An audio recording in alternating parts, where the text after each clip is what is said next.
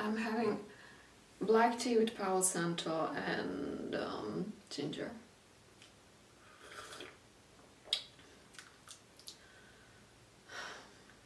Heavenly. Harmonious.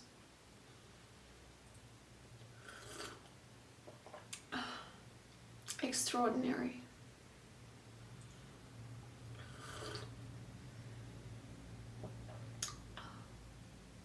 Delightful.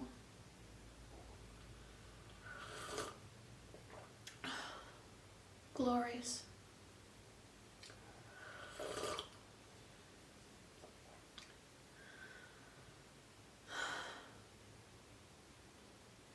Merciful.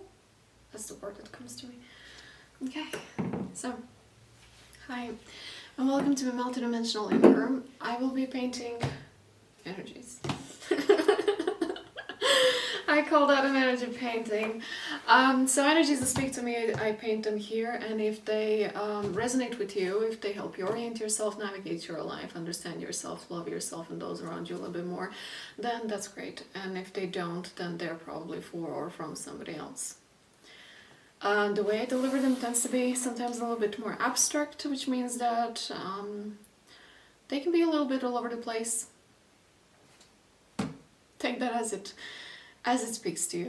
I also intentionally leave spaces for the transmission to occur without words. So if there's a longer silence,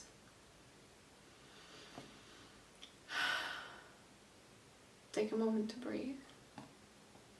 I have already drew. Did I draw? Yeah. It's not that I'm questioning my actions, it's that I'm questioning the language that I'm using. Places where I placed some of the energies that already came to me prior to sitting here, because I didn't want to forget them.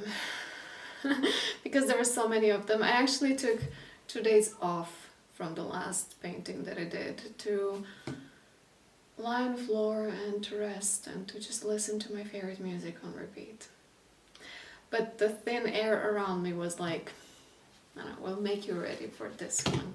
So I'm ready for this painting, simply because I've seen each of these energies in my field already. So, interesting. I feel drawn to white. I've put these energies here just so that I don't forget, but they're here so that I can expand onto them and see what else wants to show itself and be spoken through this painting, and perhaps maybe encounter something that I don't know about yet. I could have just speak to the camera without a painting, but I love painting energies, which makes the other types of content temporarily questionable. Let's start with white. Oh, I love that.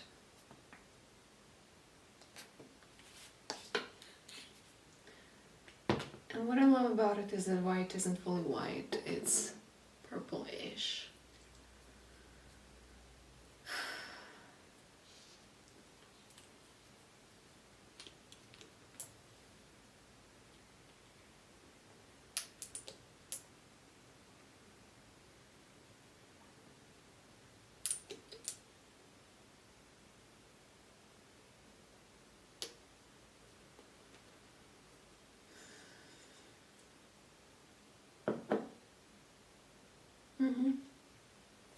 You know the feeling when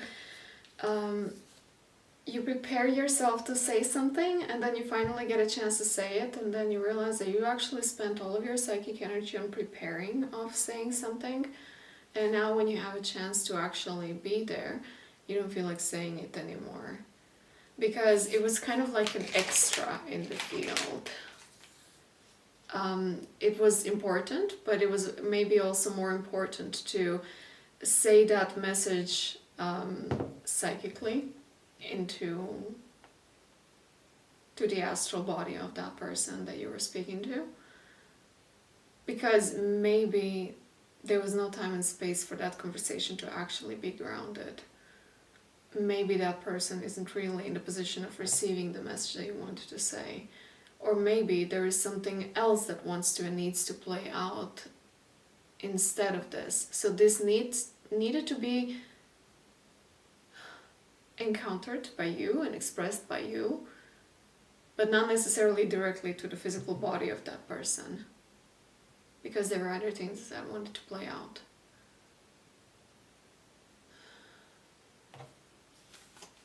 Wow.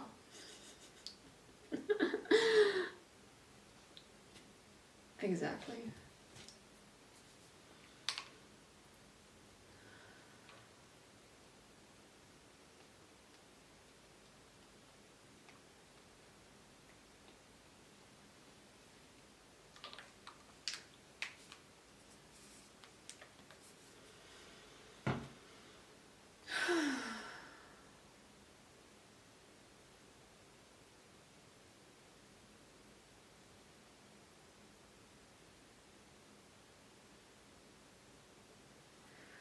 Okay, here I'm seeing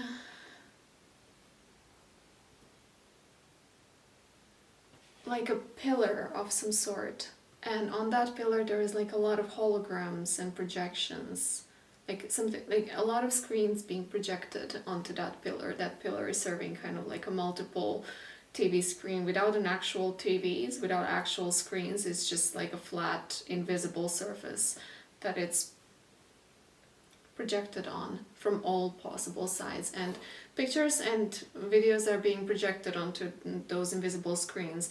They come and go. It's kind of glitchy, you know, they start playing and then they disappear and something else shows up. It's kind of like a multiple TV channels playing all at once, and through these TV channels, those what is being played are memories of previous connections and times in life and significant happenings and events. And it's all kind of restructuring itself. So what it tells me is that the core, this pillar, is being you, like your central axis. Yeah. Your central core, your essence, you, in the purest form. And your sense of identity is restructuring. And you might be re-encountering people from the past, connections from the past, situations from the past. They might be resurfacing because they played a role in making you who you are. And now this is all kind of like each part that has contributed in being you is kind of changing places and looking for where does it belong now in this new sense of self that is being formed.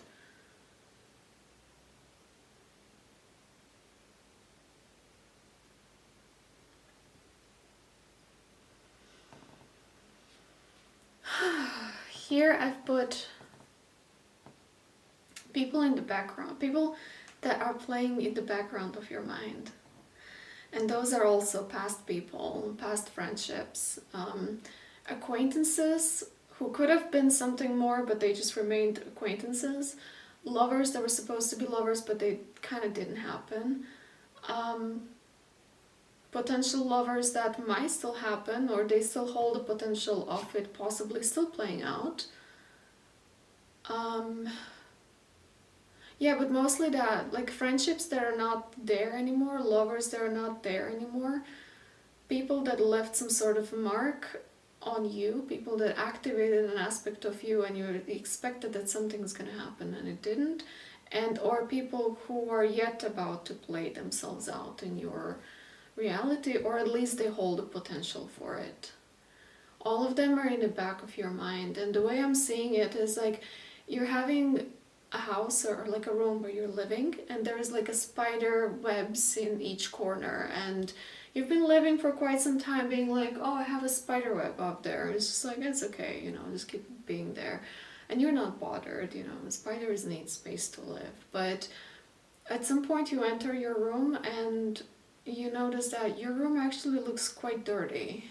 and nasty, and it's just like there's like a sense of stagnancy in it, and you really feel the need to clean up the room, and all of a sudden you look around and you be like, what are all of these people doing here? You know, I'm talking about people who live in your mind rent-free. And you know, they're not really always consciously in the forefront. As I'm saying, like those are the people that are kind of in the background, you know, like maybe you haven't seen these people for more than 5 years. Maybe you've cut cords with these people. Maybe you've never seen these people ever. Maybe you just saw them somewhere online and the impression of them left being inside of your head. And now you're like, why are they there? And what I'm sensing, because this area has a lot of interpretations and a lot of different hallways and a lot of doors that you could just open and go down that road. Some of them are outside of my scope of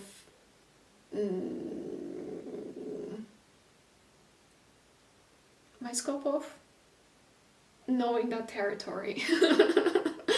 But some of them really speak to me that it's not about those people.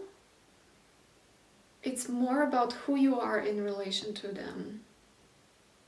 So if there was a friendship where you felt very understood and seen and valued, and maybe there was like some sort of like an ease of communication that was happening within that friendship, there was that you who was expressing yourself freely and very eloquently, and you were able to articulate whatever you wanted to say, because that other person also had maybe very open communicational skills. Maybe their throat chakra was super open, or maybe they were just that type of a person that were making you feel comfortable fully expressing yourself. Maybe they had really good listening skills.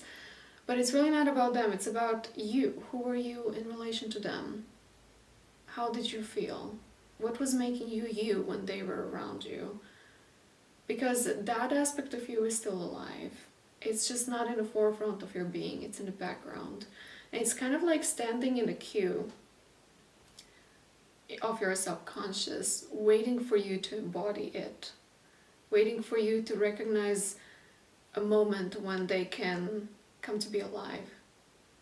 And you might think that you need that other person in order to retrieve that aspect of you, but you don't.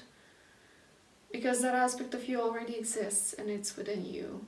You just have to allow it to come to the forefront and to actually say what it needs to say, what they need to say, and how they need to say. If it's somebody that inspires you or touched you in a way that you don't really necessarily experience that on a daily basis, maybe somebody showed an act of kindness or consideration or compassion or empathy towards you and made you feel very loved or appreciated in an unusual for you way, maybe that inspired you for a certain way of being, for a certain way of expressing yourself, for a certain way of operating or creating something. So that is being, like, basically, again, this aspect of you wants to be embodied. I feel like this is more prominent in those potential lovers that showed up in the past or potentially in the future.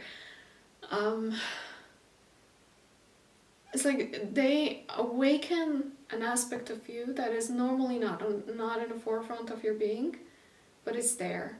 And that aspect of you wants to be put in the forefront, with or without these people. Yeah.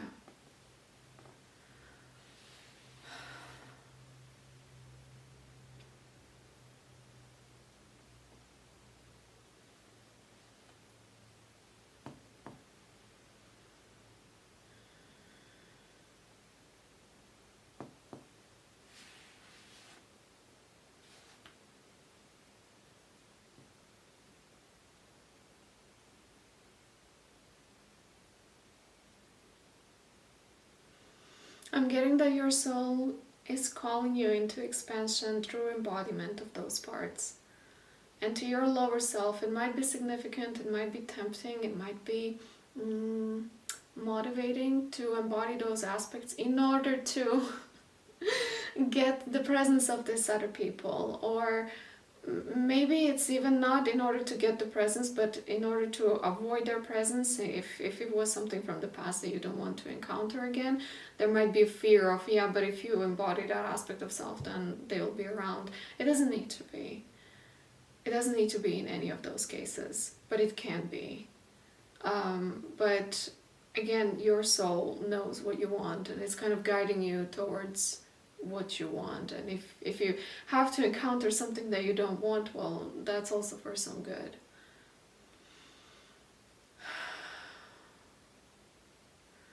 And that relates to that here.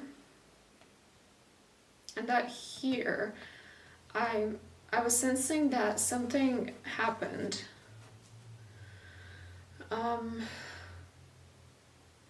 Interesting how it came. Like, it's actually, it needs to be like that. Dark. I want it to be dark. Because it feels like it's dark. Interesting. Okay, so this is darker than this. Okay. I sense that something happened. It's like something blew up in your face. Something was very scary. Something made you feel trapped, panicked. What's that space? Constricted. No, I'm looking for a specific word. It made you feel caged.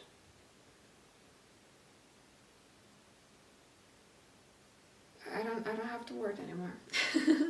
But you know what I mean? Something happened and it doesn't feel good. Like, not at all. Like, to the catastrophic proportions, not at all. Yeah. You know, there's moments when somebody goes through something and they make a really big drama about it.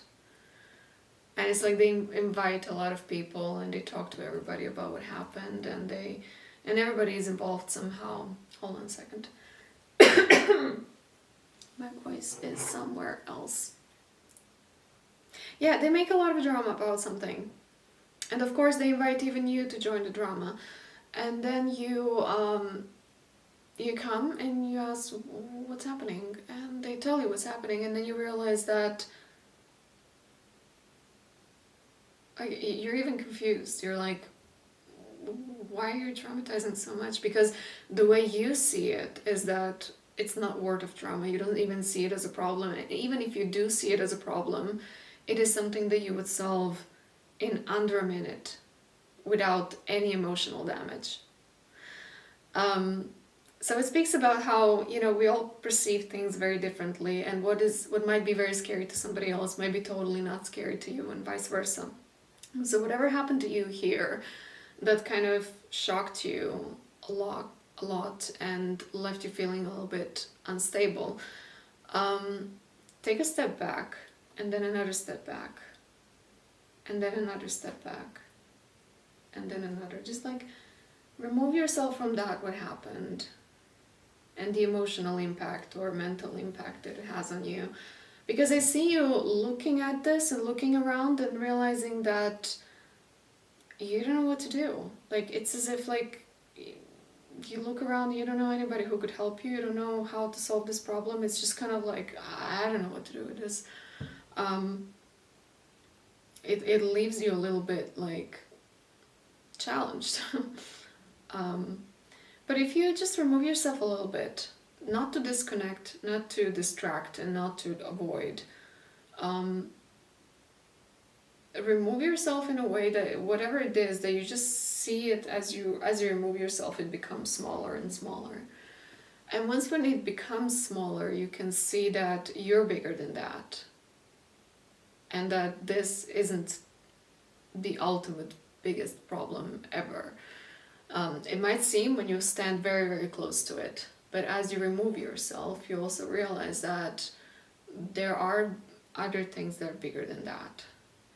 And when this thing is a little bit far away, far enough that you get some sort of a different perspective on it, then you can also look around and see that there are other people or entities or beings, institutions, organizations, communities, that they can look at the same problem that you have and solve it in less than a minute without emotional damage. So what is there to put you in a corner and make you feel hopeless and helpless it might be even a pleasure for them to solve. And if you don't know anybody and your mind cannot pinpoint who is that person or that organization or institution or community around you that might actually solve that problem for you, if you don't know who they are, you don't need to. Just sense the frequency that they're at, which is the frequency where you're at when you look at somebody else's problem and you realize that you can solve it just like that. And feel into that. That's where you want to be in a feeling state. In knowing that your big problem, what scares you the most, isn't so scary to somebody else. And then in a feeling state, become that somebody else. Because when you actually put yourself there, you will draw conclusions and information and people and opportunities that will more likely help you solve that problem, whatever that is, than if you would allow yourself to be victimized by the size that it appears to have when you are very close to its presence.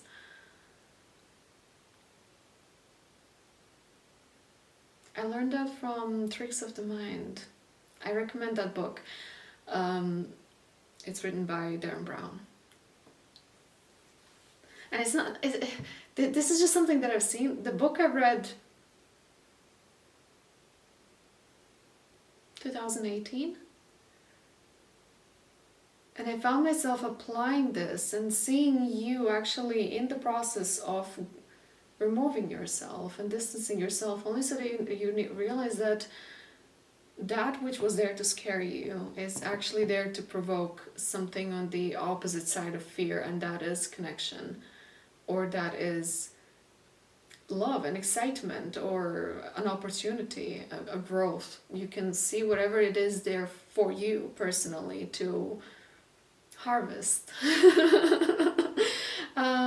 to pick for yourself.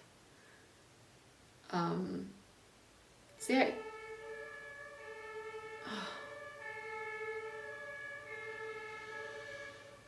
That sound of silence. Love it.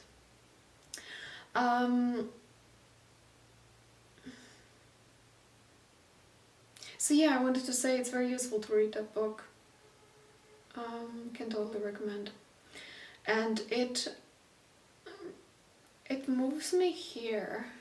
And here's the dream that I had this morning. I'm gonna connect it like this.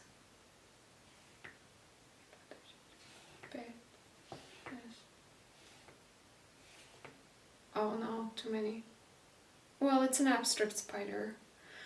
The dream that I was in this morning was, I was in the room where I grew up, and a little bit personal thing, but I used to be terrified of spiders, but then I got over the fear of spiders, and now I actually love them, and I have a spider as my pet. It's my second pet that I have. And I'm absolutely delighted to see a spider now, which hasn't been the case for very many most of my life. So in the dream, I was in a room that was full of spiders and snakes. I don't have snakes as pets, but I love snakes too. And I noticed as I was in that space and seeing giant tarantulas and all kind of spiders really taking over my room. I noticed that would be actually a nightmare to most of the people, including myself in the past. But I was actually delighted to be there. I had a sense of being in a wonderland.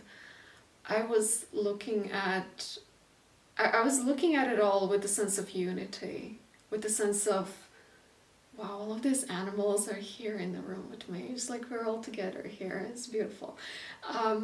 And I was a child in that dream, so I reached out to my father and I called him to come into the room to see what I got there.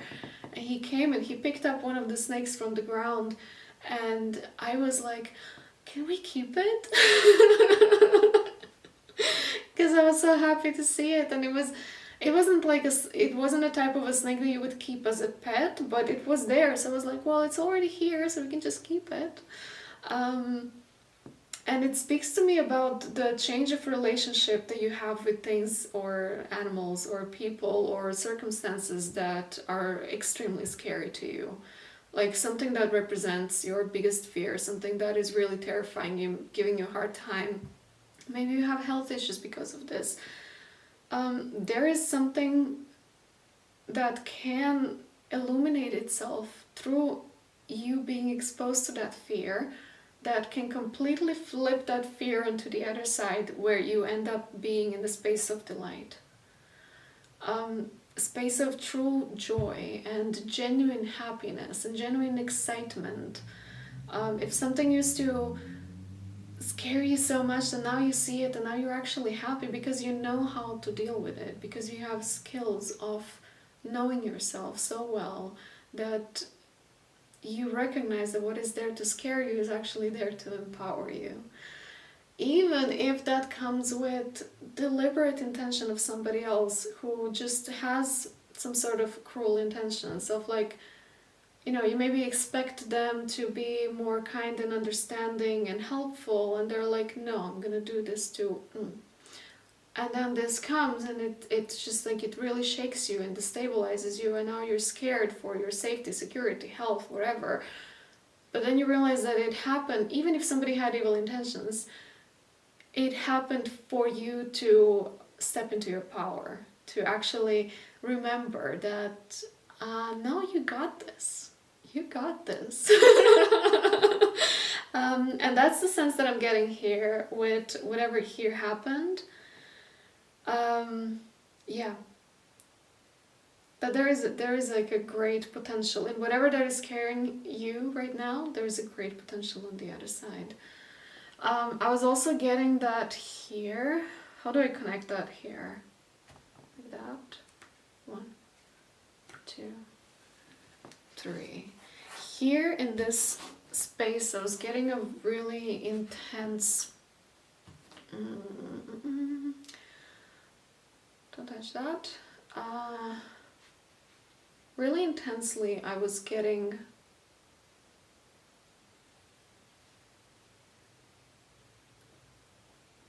an example of somebody performing something, somebody needing to perform beyond emotional, physical, and mental capacity to do so. Camera stopped recording.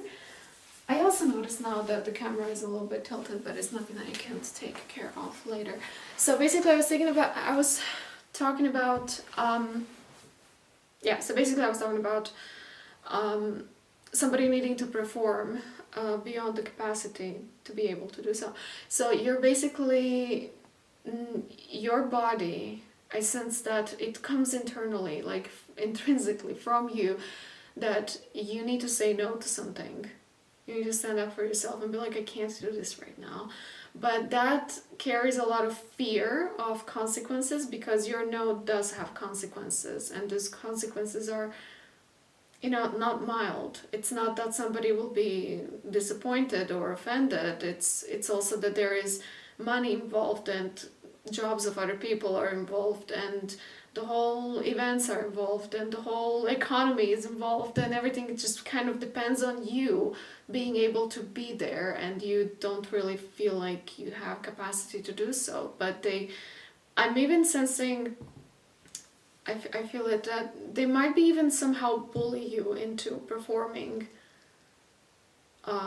or I was literally hearing, like, you're so lucky to have this opportunity, and now how dare you to be tired, or something along this lines, and your no to this is something that scares you. And I don't know if that already happened, or if it's happening, or if it's about to happen, but the consequence is there. Like if you say no, when you say no, the consequence is there.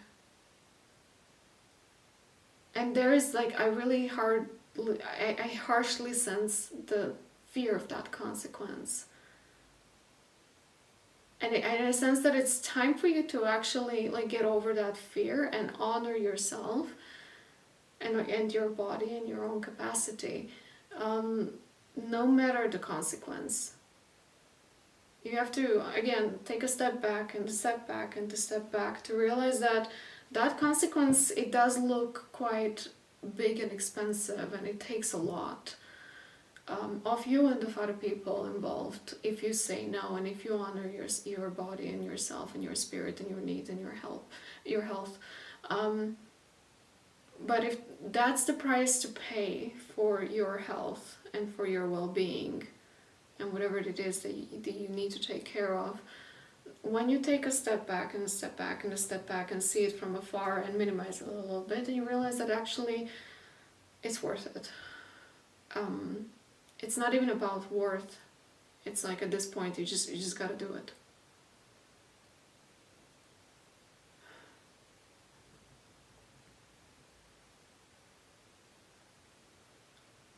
It feels like it's really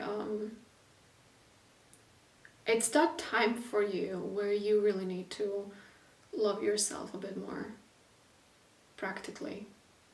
And loving yourself also means facing that fear and not letting it intimidating you with its size. And its size is big only as long as you stand really, really close to it. And now I'm repeating myself. But when you take a step back and a step back and a step back and a step back, you realize that actually to somebody else, this might be solvable just like that. And it might actually play for good. It might actually turn out even better for you and for everybody around when you just see it from another perspective.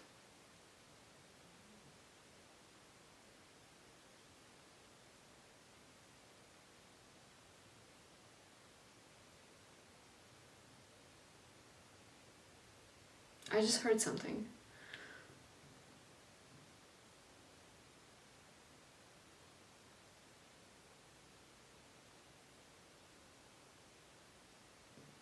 I feel like something is like really pulling me out.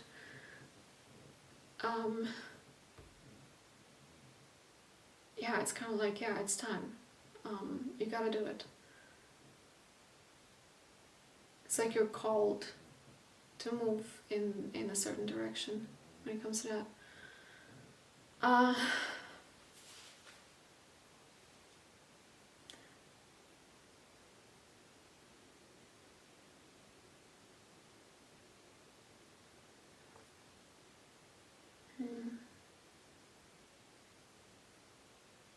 Okay.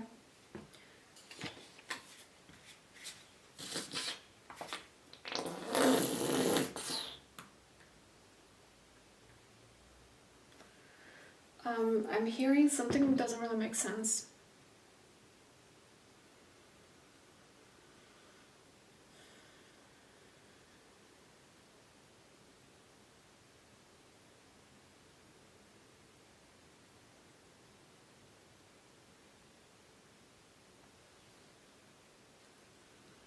What doesn't make sense?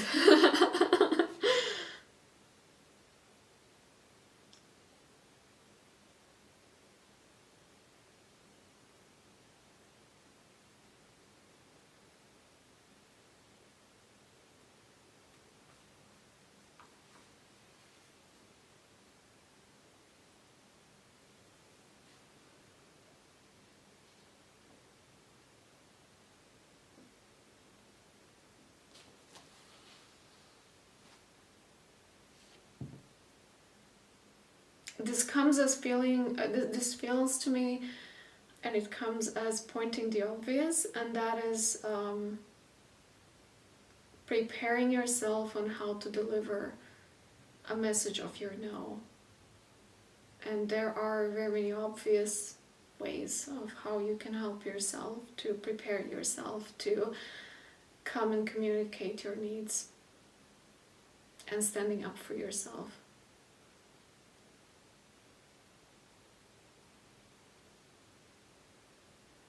There are services which names I do not want to promote.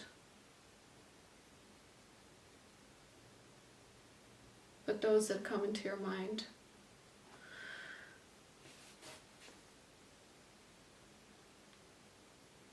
Okay.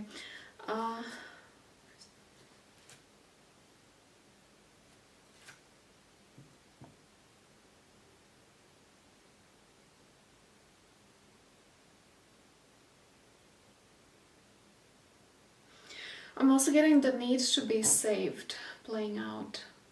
And it's playing out like a like a script, you know. It's not deliberate, it's collective, it's old and it's outdated, but it's still there. This need that somebody needs to come and save us from, solve our problems, or speak for ourselves, or defend us, or be there for us. And I see somebody really living that script and walking on the planet looking for who's going to save me, and then picking and choosing who's going to be that person. And it's not random, it's just like you just get a sense of like, that person's going to save me, like I feel it.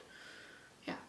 And then you pick that person and you feel drawn to them so that they can save you and solve your problems, and you come close to them, and then maybe you have a chat with them or something, and then you realize that, or they tell you that they cannot really save you because they are in the need of being saved too. And now I'm like, I see you being on this black and white board where you can be, and I really don't want you to be this way, realizing that somebody cannot save you, and then you're like, oh, okay, then never mind, then I'll find somebody else, okay, ciao, and then you go. While on the other side, you also have an opportunity to actually extend your heart, compassion, empathy, love, and make space for the connection by asking this other person, how can I help you?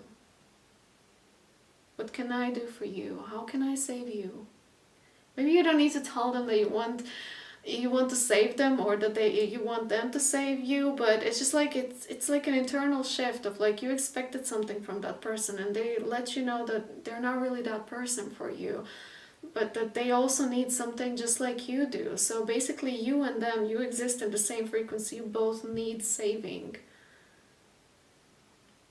Well, then maybe you don't see exactly how you can save them, how you can help them. Maybe you don't recognize your own value and how can you be their savior for a moment.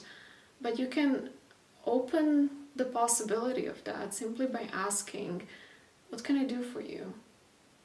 Is there anything that I could do for you? Do you need anything? How could I help you?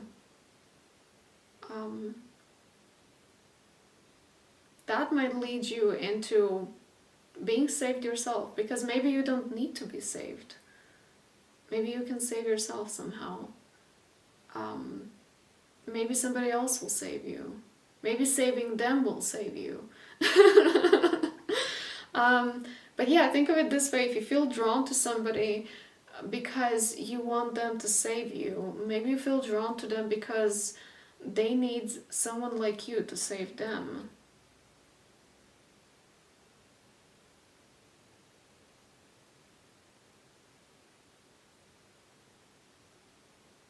Or maybe it's not about saving, maybe it's simply about openly starting a conversation with, how can I help you? Is there anything I can do for you?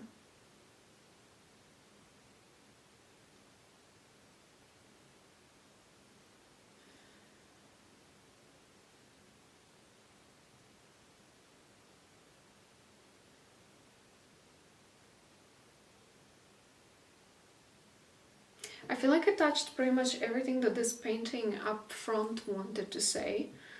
So now I'm just gonna go into if there's anything extra that wants to make itself known.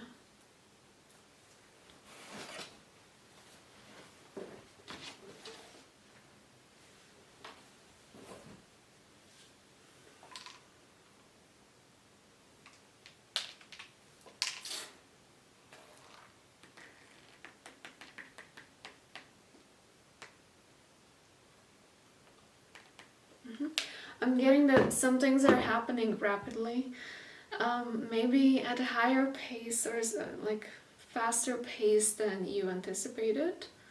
And if that's overwhelming for your system, on whatever level, you can speak to the thin air around you and ask for it to be slowed down. And vice versa, if things are really slow, and you're like, hey, I'm waiting. Not like in a waiting mode, but it's like, I'm ready. You can speak to the thin air and ask for things to speed up a bit.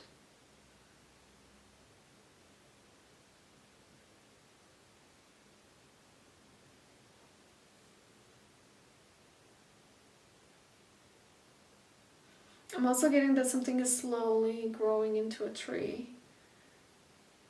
And the new tree of life, exactly. I have a plant over there, tree of life, and there's a new one coming out.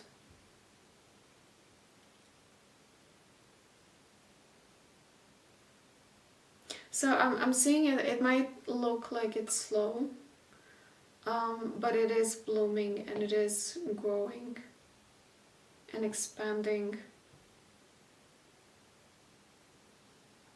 exponentially. Does that make sense?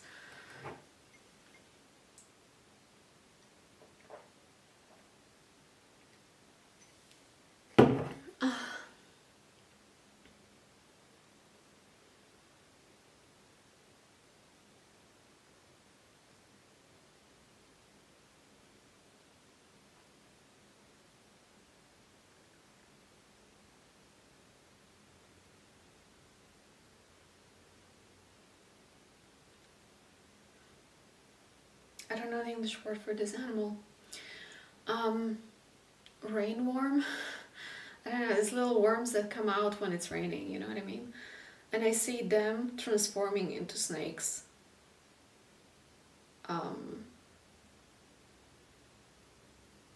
What's the meaning of that?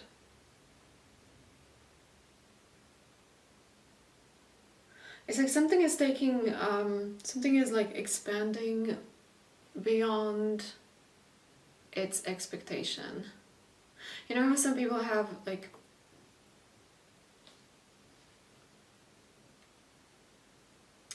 pre-established route of who you're supposed to be, how the life is working, how things end up, and that's the way it goes.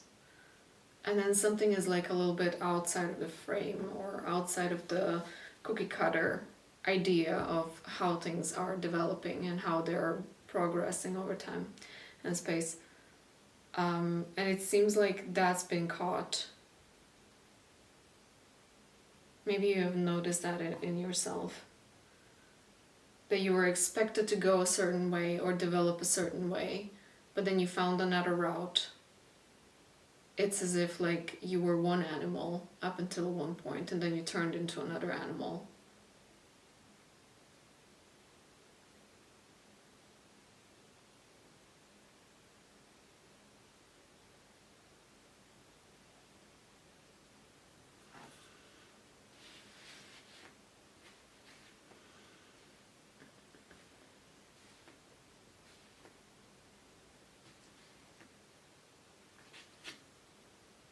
Okay, I'm gonna leave it here.